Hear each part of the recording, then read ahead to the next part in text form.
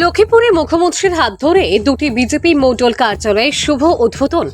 কাছাড় জেলার লক্ষ্মীপুর সমজেলায় আজকের দিনটি বিজেপির ইতিহাসে একটি স্মরণীয় অধ্যায় হয়ে থাকলেও আসাম সরকারের মুখ্যমন্ত্রী ডক্টর হিমন্ত বিশ্ব শর্মা শনিবার সকালে একসাথে উদ্বোধন করলেন লক্ষ্মীপুর মণ্ডল বিজেপি কার্যালয় এবং বেন্নাকান্দি মণ্ডল বিজেপি কার্যালয়।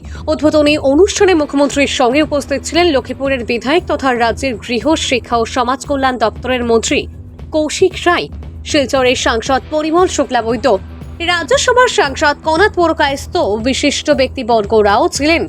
এদিনের অনুষ্ঠানে জেলার বিভিন্ন মণ্ডল ও শাখা সংগঠনের নেতা কর্মী এবং অসংখ্য বিজেপি সমর্থক উপস্থিত থেকে উচ্ছ্বাসে অনুষ্ঠানটি সফল করে তোলেন।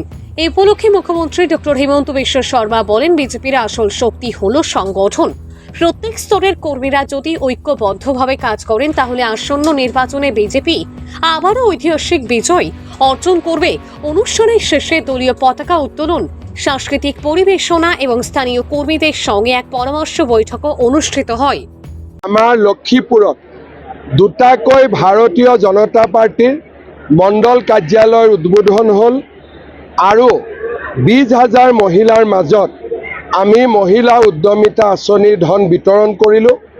এটা সুন্দৰ পৰিৱেশ আৰু ইমান ধুনীয়াকৈ গোটেই অনুষ্ঠানটো পৰিচালনা কৰাৰ বাবে মই জিলা প্ৰশাসন আৰু মন্ত্ৰী কৌশিক ৰায়ক ধন্যবাদ জনাইছোঁ।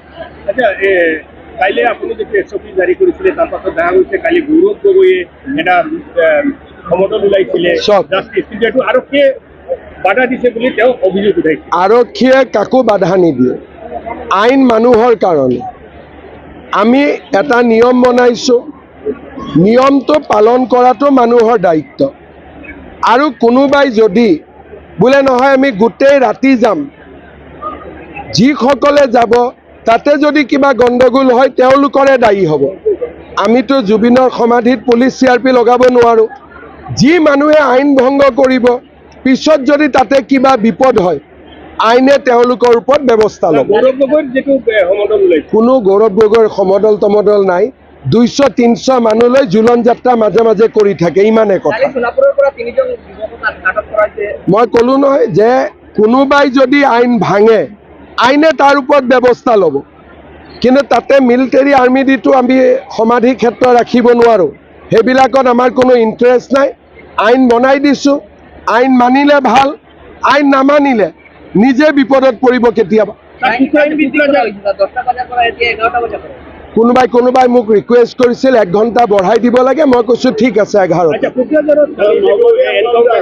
কোকৰাঝাৰত যিজন ব্যক্তিয়ে ৰেল দুৰ্ঘটনা কৰিব চেষ্টা কৰিছিল, আজি ৰাতিপুৱা পুলিচৰ এনকাউণ্টাৰত তেওঁৰ মৃত্যু হৈছে। ডিটেইলছ মই গম নাপাওঁ, মই গুৱাহাটীত গৈহে গম পাম। মেধা পাটেকাৰে যদি কয় উচ্ছেদ হ'ব নালাগে, মই 2টা ঘৰ বেছি ভাঙি দিম। কাৰণ এইবিলাক মানুহে অসমৰ যি অৱস্থা, মেধা পাটেকাৰেতো বুজিব নোৱাৰে। আমাৰ মাটি আমাৰ জাতি কোনে লৈ গৈছে মেধা পাটেকাৰেতো বুজিব নোৱাৰে। আমি কি মানসিক হেঁচাত আছোঁ আমিহে জানো।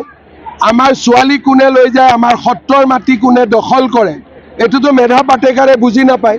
গতিকে মেধা পাটেকাৰ আজি আহিলেতো কালি মই আৰু 2টা ঘৰ বেছিকৈ ভাঙি দিম।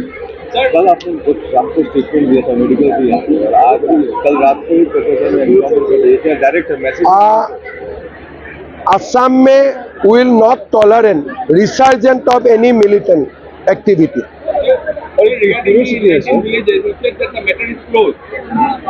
क्लोज हो गया, CM बोल दिया तो क्लोज हो गया।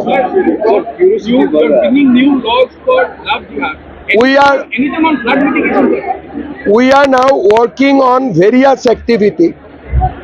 We are going to have few important bill in the assembly. Distribution of surplus land to the tea garden Mazdoors, bill against Slab Jihad, bills against polygamy. We will place the report on Nelly massacre. Lot of activity in the month of November.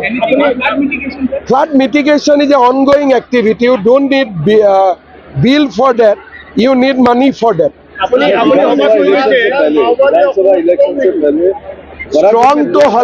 Strong হলেতো নমৰিলেহেঁতেন ন, week কাৰণেহে মৰি গ'ল।